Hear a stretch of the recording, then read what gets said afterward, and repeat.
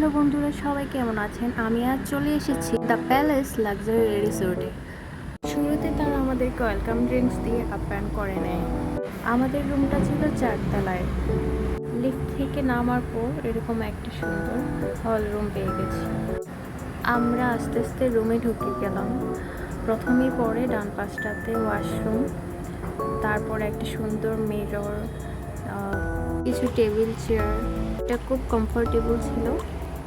সব থেকে আকর্ষণীয় জিনিস সেটা ছিল আমাদের জানালার অপাশের ভিউটা।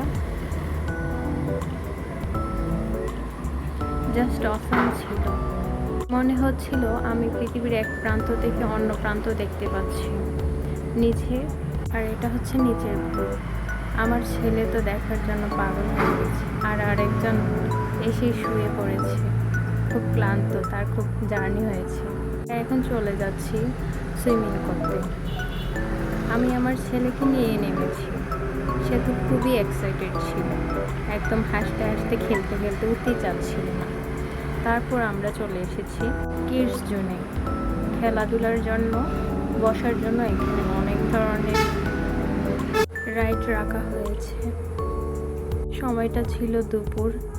আমার ছোট ছেলেকে নিয়ে দাঁড়িয়েছিলাম, আর আমার বড় ছেলেটা ছুটোছুটি করা শুরু করে দিয়েছে। দৌড়াতে দৌড়াতে সে দোলনায় গিয়ে দোল খাচ্ছে, এবং সে যে কতটা এক্সাইটেড আমার খুবই ভালো লেগেছে তাকে এত আনন্দ করতে দেখে।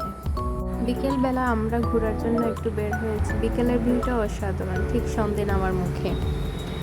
প্যালেসটা প্যালেসের মতোই লাগছে। রাতের লাইটিংটা আমার মন কেড়ে নিয়েছে। খুব সুন্দরভাবে সাজানো হয়েছে। এই সুন্দর পরিবেশে হাঁটতে খুবই ভালো লাগছিল।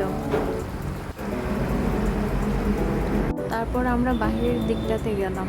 বাহিরের দিকটাতে লাইটিং খুব সুন্দর লাগছিল, অনেক বড় এরিয়া। এটা মুভি থিয়েটার।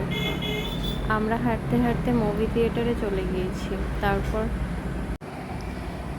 এই দিকটার ডেকোরেশনটাও সুন্দর। থিয়েটারে গিয়ে বেশিক্ষণ ছিলাম না, আমার বাবু তো এখনও এতটা মুভি বুঝে না, তাই ওকে নিয়ে তারপর আস্তে ধীরে চলে আসি। আর এদিকে ডিনারেরও টাইম হয়ে যায়। খুব সকাল সকাল উঠে গিয়েছি। সকালে হাঁটার খুব ইচ্ছে ছিল, যেহেতু জায়গাটাও অনেক বড়। এই দ্য প্যালেস রিসোর্টটা হবিগঞ্জে পড়লেও এটা শ্রীমঙ্গল ঘেঁষা। আস্তে আস্তে অনেক চা বাগান দেখেছিলাম।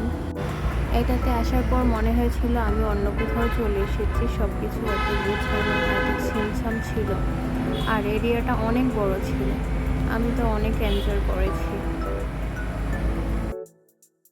সকালবেলা হাঁটতে খুবই ভালো লাগছিল, বিশেষ করে এরকম একটা সুন্দর এরিয়াতে। এত সুন্দর রাস্তা, ফুল গাছ, সব কিছু আমার অনেক ভালো লাগছিল। এই যে দেখেন সুইমিং পুলটা, জাস্ট সবুজের মধ্যে। খুব সকাল না হলে আমি ঝাঁপিয়ে পড়তাম। তো আমি একটু পানি দিয়ে, সেই সময় রোদটাও উঠে গেল, মিষ্টি রোদে আমার তো খুবই ভালো লাগছিল দেখতে।